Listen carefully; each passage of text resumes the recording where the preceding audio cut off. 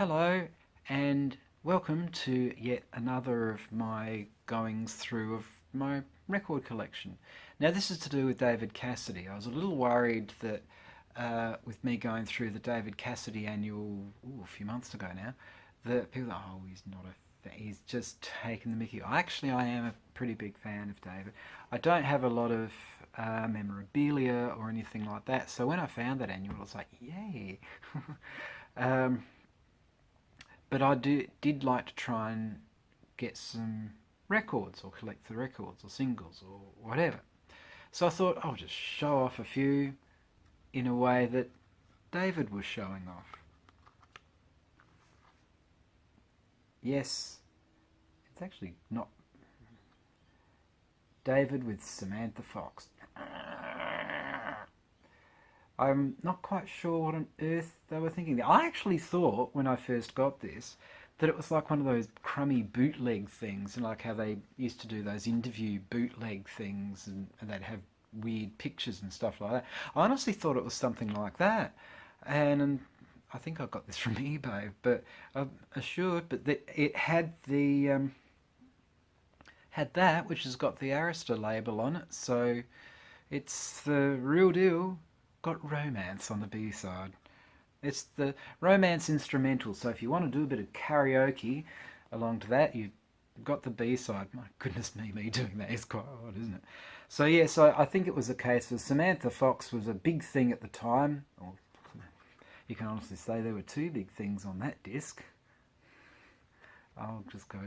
But speaking of picture discs, I like collecting them, but sometimes they don't wear very well with age.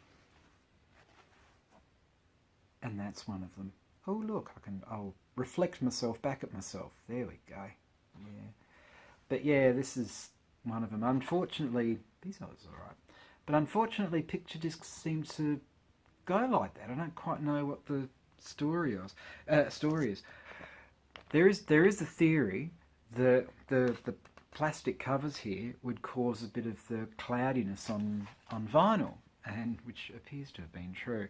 And I suspect that that's what's been going on with the picture discs as well, because this is not the first one I've got that's like that. But the other thing, if there was nothing else, there was a redeeming feature to this picture disc, or shaped picture disc, was 1985 calendar. There we go. So you can honestly say that you can have a date with David. 365 to be precise. Yes. It's like, oh, let's see, your birthday is blah. You can tick the circle and have David looking at you like, happy birthday. That looks really weird. Not with the blue though, that's... So firstly what I shall do is I'll go through Partridge, because I actually did get some Partridge Family, stuff, so I thought, well, I'll go through that first, much to Humphrey's chagrin. So I thought, well, I'll go through that first and then go on to David's solo stuff. So here's an edit while I get the Partridge stuff. So firstly, you have this EP. Now, initially I thought, oh, an EP, but this is an EP. Only problem is that you need to have your little do-flingy in the middle, because if you don't have your do-flingy, the record will fling right off the turntable probably. I always used to love doing that, try and place it on the turntable, but it would never work. Right here.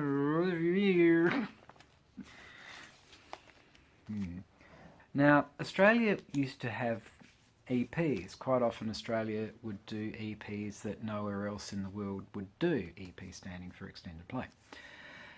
Some of them weren't in very good condition, and unfortunately that's one of them, with all that orange stuff there and sticker stones. But I must say, I do like the orange there. That's very 1973. But yes, with the ring wear and all of that sort of stuff on it, it's a bit But trouble is, trying to find EPs in good nick can be a bit difficult. But this one I do like. Having said that, there's this one.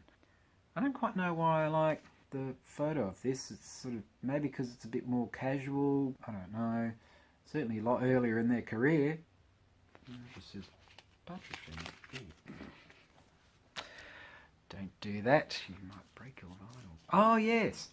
Now, when I like to go through record fairs and I like to do stuff, and I found a rather interesting version of an EP. It's Australian release, but this is so groovy. Don't you love the sort of... I think the idea is that that's meant to be the sun and that's the glow. I don't know, but there we are. It's the I Think I Love You EP. But yeah, so that's a different version of the part. When I bought it, I was very lucky because I thought, oh, I might be missing out on this. So when the Partridge Family singles were originally released in Australia, they had the black label, such as this, and this is the single to I Think I Love You. Don't you love how I put the I think I love you? Think I love you. Here is a promo copy of Doesn't Somebody Want to Be Wanted. Now, this is the song I remember reading in David's autobiography. He did not want to do that song. He absolutely despised doing the speaking part, and it caused huge ructions. And in the end, he did it. Yes, he did it. But I've always sort of thought you can kind of tell in his vocal that he wasn't a happy boy doing it, because I think I just very sort of gritted teeth.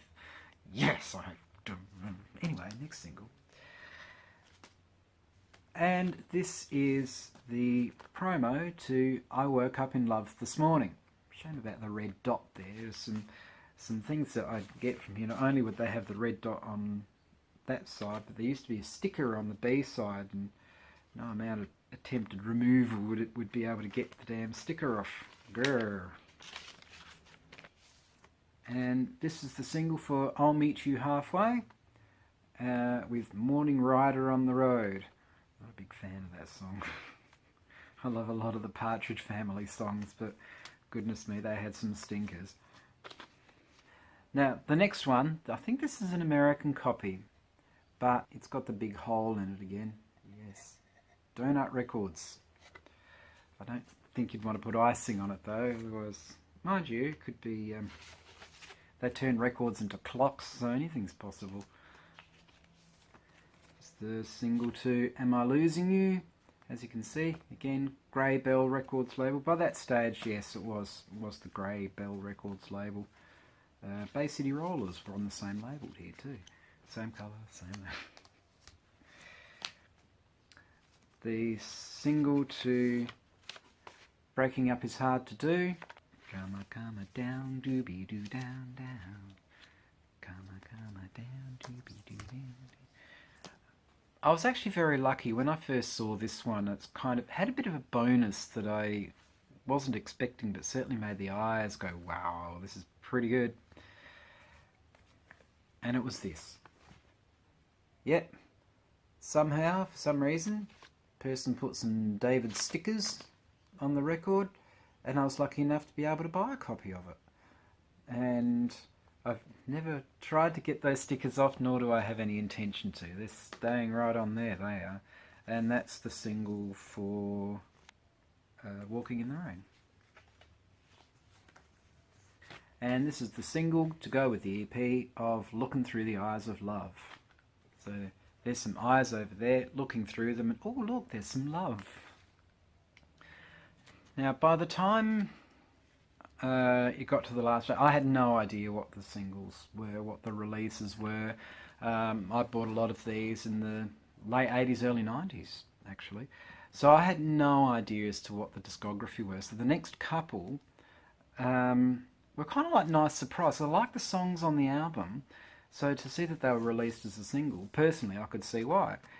So the first one is Friend and a Lover, backed with Something's Wrong, Not Something.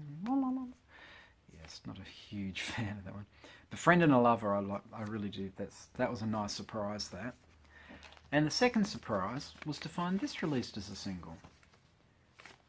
Looking for a Good Time. Do-do-ding-ding. So yeah, that was a nice surprise to see that one, because that was one of the songs that I did quite like from the Bulletin Board album, and it was good to find it as a single. Once again, I had no idea about the Partridge Family discography back then. So really, any single I didn't have when I found was a bonus. It was always a bonus. Okay, so that was some Partridges. So now I'm going to get into some David. Yeah, that sounds good. So the following video, or the one after this, will concentrate on David Cassidy's solo stuff. So I'll see you over there, or whichever click like thing, whatever. Whatever. Hopefully I will see you in that particular one with David. Hang on. With some David happening there. There we go. It's a bit of a tease. Yes. Giving a bit of a tease for David. Right.